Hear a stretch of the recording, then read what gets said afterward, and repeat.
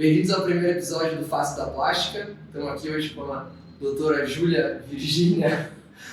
Pronto. Vocês não esquecem que meu nome é Virgínia? Não. Adoro. A doutora Júlia Sagiomo, cirurgiã plástica, membro da Sociedade Brasileira de Cirurgia Plástica. Tem aí uns 8 anos, um pouquinho de carreira 8 já, anos, né? Quase 9. Além de exemplar cirurgia plástica, lindos resultados que eu tenho a honra de dizer que atuo na equipe dela. Exemplo de cirurgia mulher também, quem tem a cabeça mais retrógrada hoje em dia. Exemplo de cirurgia mulher, mãe de 2 princesas, não meio peste, né, gente? Paola mais atentada, Isa mais tranquila. Extremamente competente. E o assunto de hoje, então, a gente vai falar um pouquinho sobre gordura na papada. Isso mesmo. E aí, vamos começar um pouquinho. O que é a gordura na papada? Como é que a gente vai conseguir, talvez, passar para o pessoal um pouquinho melhor? Como é que o paciente se queixa disso? Como é que chega para ti, tua visão nesse sentido de gordura na papada?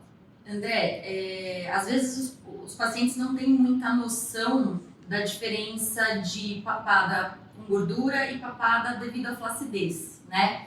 Então, existe uma diferença que existem pacientes que só têm a gordura localizada e não tem o componente de flacidez, né? Que se incomodam com o perfil, com aquele... É um gordinho mesmo, é uma gordura localizada. E tem pacientes que não têm tanta gordura localizada e tem mais sobra de pele, né? Que você vê que a pele sobra. E tem pacientes que têm um pouco dos dois.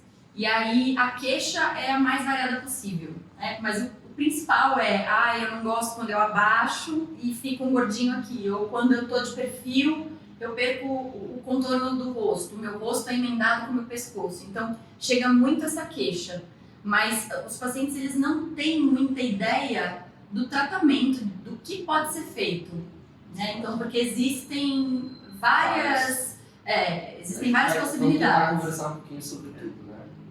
E esse perfil de paciente, Ju, que você comentou, chega jovem, magro, o paciente é magro no resto do corpo e tem pouco de gordura, como é que Existe. Tem pacientes jovens que têm geneticamente um acúmulo de gordura aqui e que tem indicação de fazer a lipoaspiração, né, de fazer o tratamento. O componente de flacidez, claro, aparece em pacientes mais de idade mais avançada, a partir dos 40, e aí tem o componente de flacidez de pele também. E tu que atua mais especializada nessa área de papada, tem homem também que queixa? Muito. A gente sabe que o homem está cada vez fazendo mais coisa. Muito, cada vez mais. E eu arrisco dizer que está quase 1 para 1 a proporção de pacientes que fazem procedimentos para melhorar a região do contorno do pescoço, aqui, a região da papada. Acho que vale a pena a gente também tentar agora esmiuçar um pouco essas novas tecnologias que você falou, né? Que a gente tem, sim, agora tratamento só da gordura da região da papada, mas também tem as novas tecnologias que ajudam no tratamento da flacidez também. Sim. Eu acho que cada vez mais a gente vê pacientes jovens se queixando até de um pouco de flacidez, às vezes por perda de peso ou por alguma outra coisa. Você acha que essas novas tecnologias vieram para ficar, mesmo que daqui a pouco consumir? Não, eu acho que tem muita coisa boa no mercado da plástica. A gente tem diversas tecnologias que a gente usa a nosso favor para complementar o resultado. Muitas tecnologias por si só não resolvem 100% dos casos, né? Então, por exemplo, tem pacientes que têm só a gordura localizada, mas não tem flacidez. Como que você tira a gordura? Existem a injeção de enzimas, né? A mesoterapia, que tem resultados bons, mas resultados parciais. O que é resolutivo? Cirurgia. Então, a lipoaspiração de papada, a gente consegue remover mesmo e tem um resultado duradouro. Com a vantagem de que você pode coletar essa gordura daqui e fazer a lipoenxertia de face. Então, qual que é a vantagem disso? A gente sabe que tem pacientes que usam muito ácido hialurônico que gostam, precisam. Eu acho que o ácido hialurônico está aí e vai ser, é o nosso queridinho, né? É um produto muito seguro, muito usado e ele nunca vai sair de mercado, né? É um produto que vai ficar aí. Só que ele é caro. 1 ml do ácido hialurônico, ele custa de R$1.000 a R$2.000, R$2.500, enfim. Ele é caro em temporada. Ele é caro e a durabilidade dele é de 1 ano a 2 anos, né? Existem alguns produtos que duram um pouco mais, mas enfim, uma média aí de 1 a 2 anos é o que a gente pode considerar. Você fazendo a coleta da gordura, além de você melhorar o contorno da mandíbula, do pescoço, e resolver essa gordura localizada, você pode coletar essa gordura e injetar na própria face, fazendo uma harmonização facial. E uma vez que esse enxerto de gordura pega, ele é seu para sempre, né? E todos os locais que você conseguiria usar o ácido hialurônico para fazer esses preenchimentos, você pode usar gordura? Quais são os principais locais que Via de você regra, usa? sim, a gente usa muito na região de olheira para preencher, malar, para fazer contorno de mandíbula, para fazer projeção de mento. A gordura é um tecido nobre no lugar certo. Bom, o Bruno falou de tecnologia, a gente não tem como não falar de nomes. Hoje em dia qualquer um põe no Instagram, deve te procurar até com o nome na cabeça. Na cabeça, sim. Então vamos tentar segmentar o perfil do paciente e o que tua conduta normalmente para os seus pacientes. Lógico, sempre personalizado para cada um, mas dá para a gente tentar traçar um perfil para cada um se reconhecer, cada um que está ouvindo se reconhecer. Uhum. Paciente com queixa de gordura na papada mais jovem, se tem um volume um pouquinho maior, se quer um resultado mais definitivo, tu falou que não tem que bater a cirurgia de fato, é o padrão. Sim, padrão. Paciente ainda jovem, que tem uma queixa, pouca coisa de contorno, às vezes tu consegue associar o quê? O ultrassom microfocado é fantástico, né, porque você tem o componente de queima de gordura no ultrassom, mais a neocolagênese. Então você tem um estímulo de colágeno muito grande. Né? E você consegue fazer não só para pacientes jovens, tá? Sim. A gente pode usar como uma alternativa para pacientes que têm mais idade, mas têm aversão à cirurgia, que têm medo, que se sentem inseguros e que às vezes para paciente que nunca se tratou, nunca fez nada e quer começar. Então o ultrassom microfocado é uma indicação assim maravilhosa, porque não é invasivo, ele tem um resultado de até 2 anos. E você tem sim um estímulo para a flacidez, você tem um pouco da queima da gordura também, porque ele consegue trabalhar uma camada mais profunda, e você tem o estímulo de colágeno que melhora o contorno e muitas vezes até resolutivo para quem é mais jovem e tem pouca gordura localizada e pouca flacidez. Não precisa de cirurgia, exatamente. Casos leves, ultrassom microfocado, enzima, associação, né? Mas temos outras. A gente estava comentando antes de começar, a gente acabou fazendo no consultório semana passada, só que era jovem paciente. Sim. Pouca queixa, dá um resultado legal. Dá. Mas é bem isso que tu falou, o paciente que não quer se meter, não quer dar um time e quer melhorar alguma coisa. O importante é a gente alinhar a expectativa do paciente com o que a gente tem em mãos para oferecer para ele. Né? Se o paciente tem uma queixa, tem muita flacidez, não adianta a gente ficar indicando, não importa a tecnologia. Tem que fazer o lifting. Quando tem um componente de flacidez, de pescoço, de excesso de pele muito grande, a gente tem que fazer o lifting facial, não tem jeito. Mas existem as alternativas. É tudo uma questão de você alinhar a expectativa com o que aquele procedimento ou aquela tecnologia pode oferecer ou pode complementar. Então, no outro extremo, daí é o paciente mais idoso, tem um componente de excesso de pele, que daí seria não dá para fazer aí lifting, tem que fazer o lifting. pequeno, tem que fazer o lifting. Então, assim, acho que agora o André acabou de comentar o que é downtime. Então, downtime, para quem não sabe, é justamente aquele tempo em que o paciente tem que ficar afastado das atividades regulares, trabalho, cuidar da casa e tudo mais, e que isso interfere no tratamento e na escolha de tratamento que a gente vai acabar utilizando. Voltando para o perfil dos teus pacientes, então, estava comentando das tecnologias, o que dá para associar, o que não dá, a gente está quase chegando no ABC da lipoaspiração mesmo, que acho que é o que tu quer falar, que gosta de fazer. E acho que vale destacar também, já que o pessoal que está ouvindo, acho que vai ter interesse nesse sentido, que um dos diferenciais de um cirurgião plástico, ainda mais um cirurgião plástico bem formado e que tenha realmente uma expertise de atuação nessa área, é justamente essa análise, né? Porque o teu olhar é completamente diferente. Então você vai saber dizer para aquele paciente, não é só a dobrinha que está te incomodando, para ti falta queixo, ou para ti falta para conseguir associar. Não tem essa receita de bolo do vou fazer 20 lipos seguidas, né? Não tem. Você tem também que adequar o tratamento do paciente ao bolso dele, né? Então você tem que otimizar o tratamento dentro do que aquele paciente pode pagar. Porque existem 1 milhão de possibilidades, né? É laser, ultrassom microfocado, a própria lipoaspiração, a gente tem o Renuvium, que é o jato de plasma associado à radiofrequência, que é invasivo. A gente tem o InMode FaceTite, que é uma radiofrequência cirúrgica. Então, são uma série de complementos que podem ser feitos, ou até como tratamento único, né? E isso tem um custo. Então, existem várias possibilidades, mas a gente senta com o paciente, desenha o tanto que ele precisa. Eu sempre ofereço o ideal, o tratamento ideal, né? Olha, para você atingir um resultado ótimo, maravilhoso, te indico isso, isso e isso. Eu acho que é muito importante a gente ressaltar mesmo que a gente, antes de tudo, da nossa formação toda lá no começo, a gente tem que lembrar que a gente é médico. A gente está fazendo o tratamento de uma região, né? Sim, sim. A gente não está vendendo um produto para o paciente. Não. É justamente isso. Não. Essa individualidade que a gente traz para o paciente é justamente porque a gente é treinado para conseguir fazer isso, oferecer o melhor para o paciente pensando no tratamento de alguma queixa dele. Sim, a gente tem que levar em consideração segurança, a capacidade financeira do paciente e custo-benefício, né? Assim, que tecnologia que a gente pode associar que vai dar o melhor resultado, porque ele não pode aderir a todas, né? Então, isso é muito importante. Legal. Entrando mais do lado da lipo agora, então, fala um pouquinho mais, para quem nunca nem ouviu falar, só bota no YouTube às vezes, como é que funciona a lipo? Vamos lá, lipoaspiração, ela pode ser feita tanto no hospital, quanto no consultório com anestesia local. Normalmente é um furinho que a gente faz, na maioria dos pacientes a gente consegue resolver 100% daquele caso só com um furinho aqui. Em alguns casos, para resolver 100%, a gente precisa fazer um furinho aqui e um furinho aqui.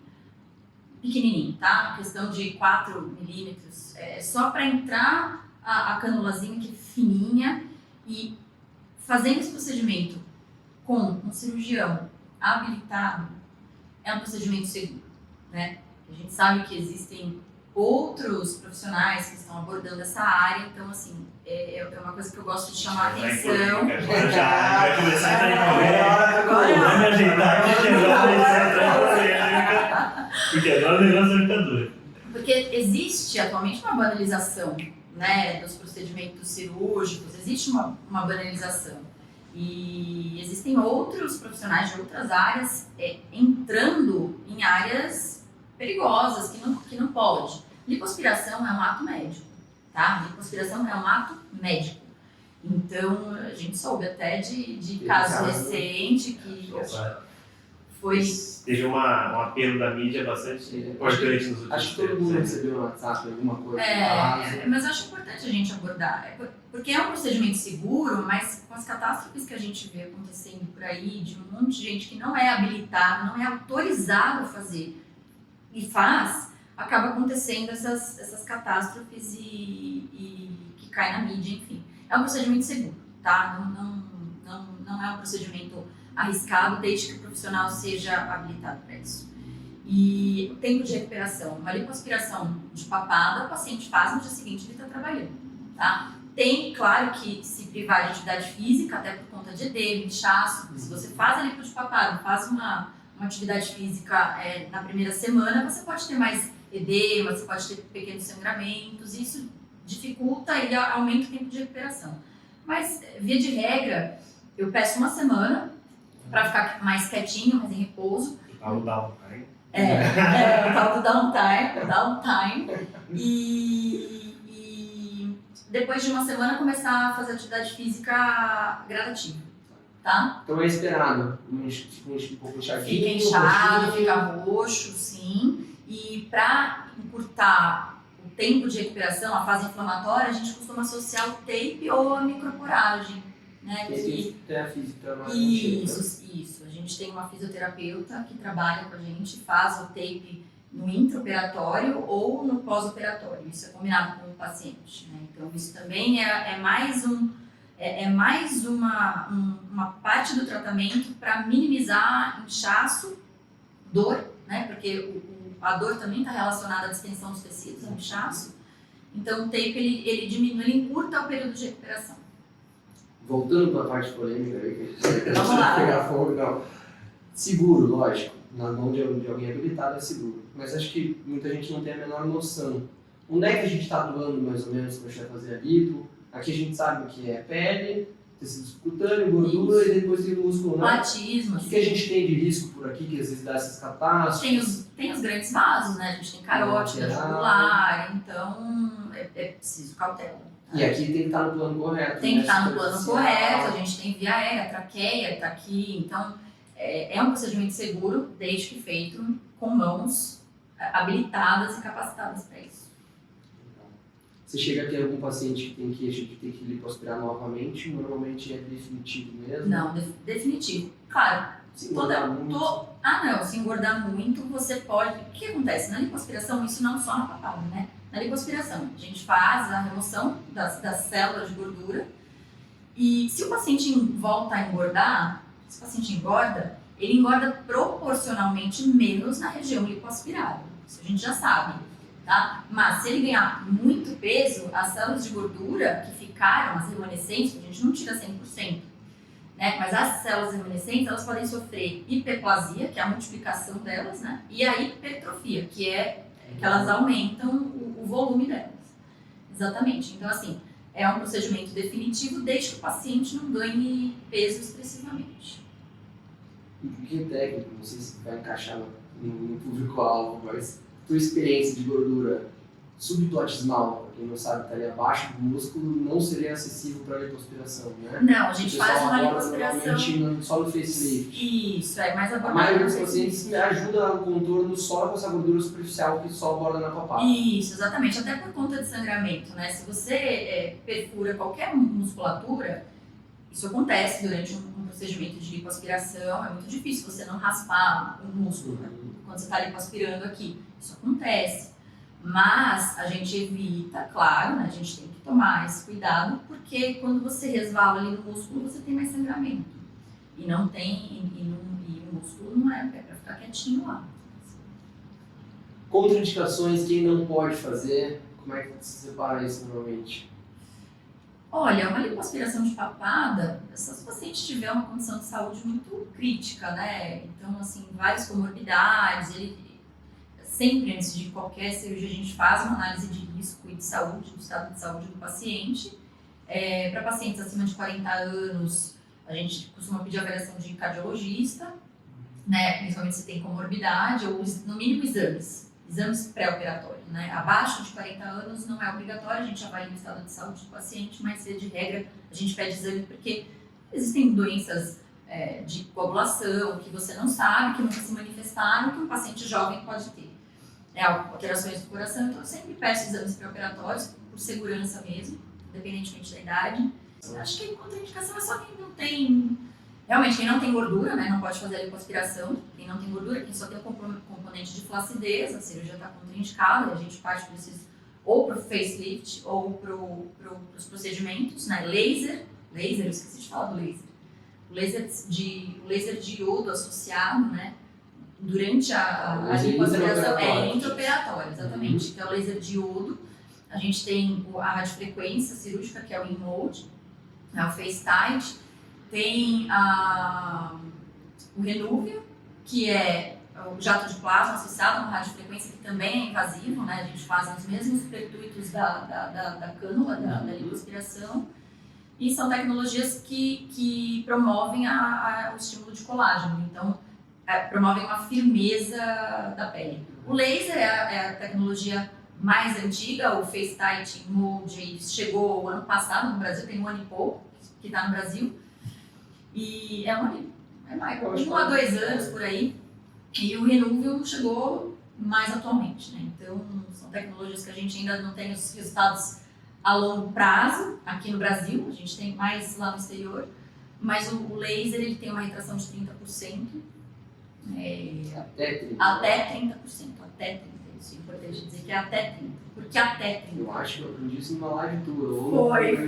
Foi. Por que até 30? Porque a gente tem as diferenças de genética, de alimentação, se o paciente fuma, se o paciente se expõe muito ao sol, se o paciente é um atleta de alto desempenho e tem metabolismo acelerado, tudo isso interfere em qualquer procedimento estético que você faça, né?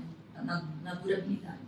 Então, as tecnologias para tentar ajudar um pouquinho na retração, depois de já tirar a gordura. Sim, fazia o compartimento. fazia e depois você vem com a tecnologia. Muitas vezes o laser você pode até usar para fazer a remoção da gordura. gordura, mas via de regra, faço a lipoaspiração, passo laser com o intuito de fazer a contração e estimulação de colágeno na pele e isso não é a curto prazo, né? O resultado dessas tecnologias a gente não vê na hora, a gente espera um período de 6 meses para ver o resultado final. E a lipo, só a lipo?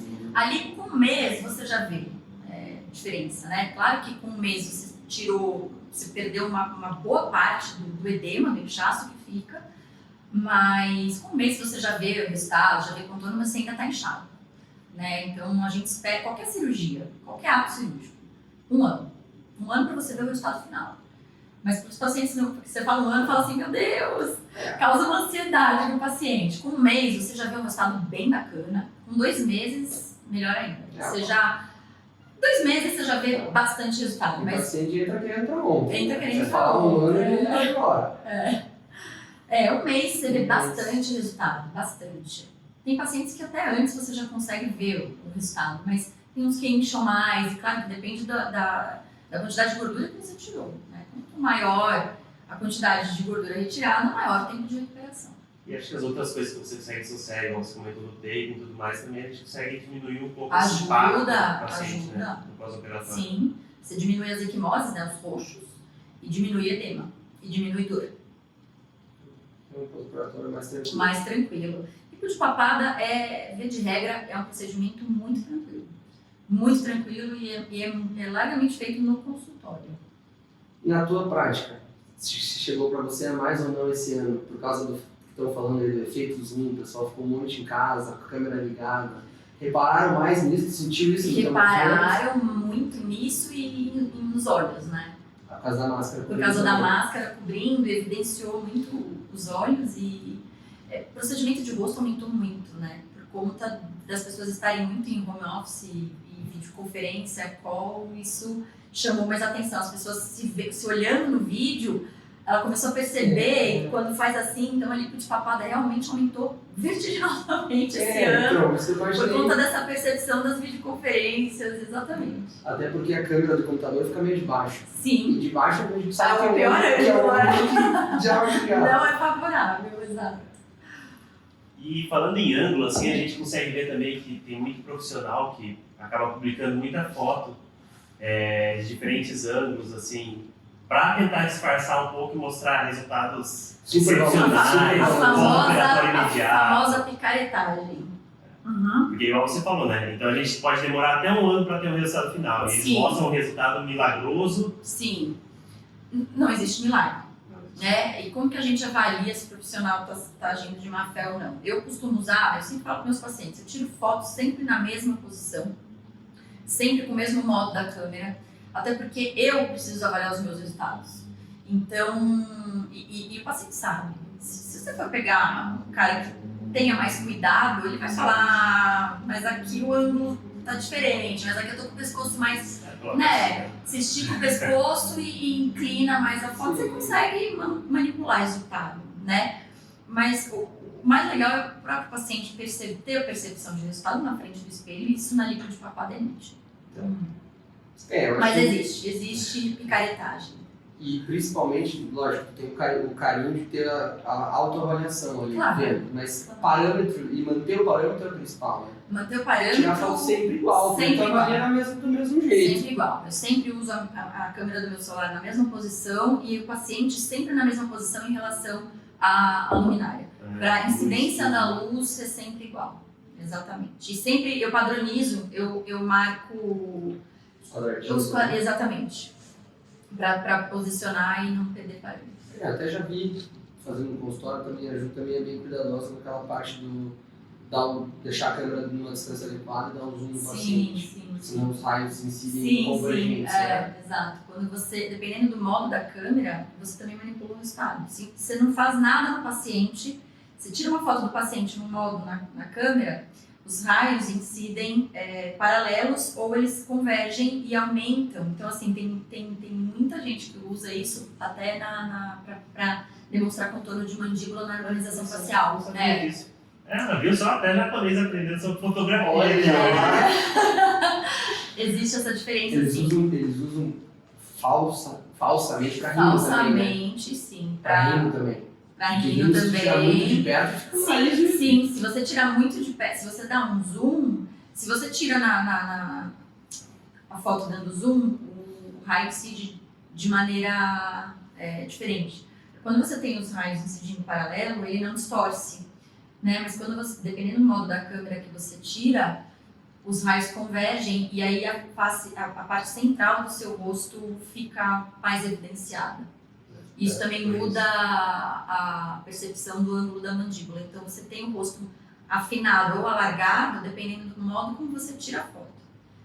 E aí a gente entra quase Um outro assunto. um curso online de caridade, né? O povo já consegue fazer milagre pra enganar os outros. Imagina Você não faz nada no paciente. Se for ali, tirar uma foto sua num modo e no outro modo você vai ver que o formato do seu rosto, a proporção do seu nariz e da sua mandíbula muda completamente sem eu fazer nada. Eu só pus um zoom ali e mudei o modo de tirar foto.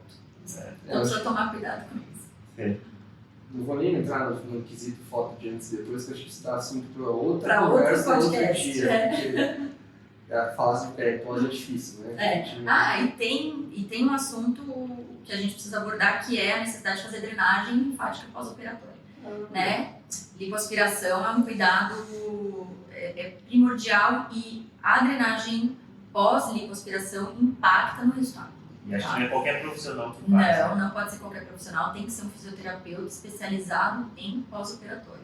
Porque uma drenagem mal feita, ela pode piorar a fibrose, ela pode, quando você tem associação de técnicas, então, quando você faz a lipoaspiração de papada é um furinho só, né? Ou mais 2 aqui. Mas quando você tem cortes, por exemplo, você faz a lipoaspiração de papada associada a um lifting, uma fisioterapeuta ou um profissional que não saiba lidar com o pós-operatório pode abrir ponto e pode acabar com o resultado da cirurgia. Então, é primordial. Ah, mas eu conheço uma moça, ela é de confiança, ela faz drenagem em mim. Não. Tem que ser com especialista nisso. Isso pode, sim, acabar com o resultado da cirurgia ou garantir o sucesso da cirurgia.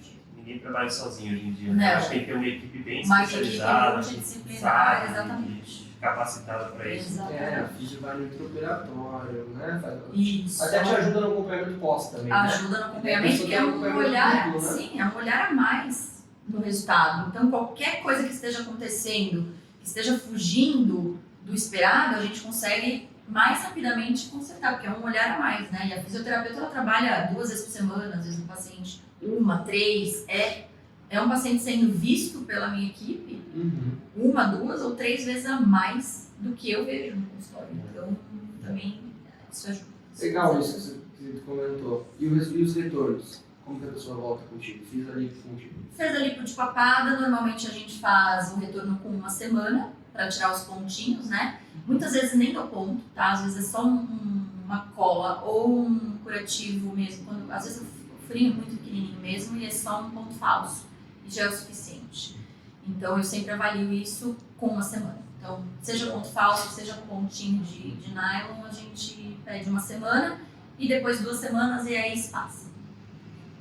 E as drenagens, eu sempre peço uma média de 10 sessões, mas quando faz tape, às vezes não precisa de 10 sessões. Então isso fica em aberto, né? É a fisioterapeuta que alinha isso com o paciente. E eu avalio se precisa de mais sessões ou não. Então a gente sempre se conversa, né? Cada avaliação da fisioterapeuta, a gente conversa e age baseado na avaliação dela e no meu retorno também no consultório. Então dá para perceber também que o paciente também tem bastante influência, né? Como ele vai lidar com esse pós-operatório influencia bastante no resultado. Porque às vezes ele acha que o cirurgião é o único que é responsável por Acho que isso está em tudo, né? Isso está em tudo. Deve falar isso no Cuidado, consultório, né? sim. Até aqui vou eu, a partir daqui depende do... Depende de você, exatamente. Isso está inclusive em contrato. Né? Faz parte do contrato. A gente faz a técnica, a melhor técnica disponível, mas a gente precisa do cuidado do paciente no home care. Isso impacta a cirurgia. Colocaram vir maus lençóis agora, então. Se for para resumir, livro de papada rapidinho pro pessoal. Que mensagem fica?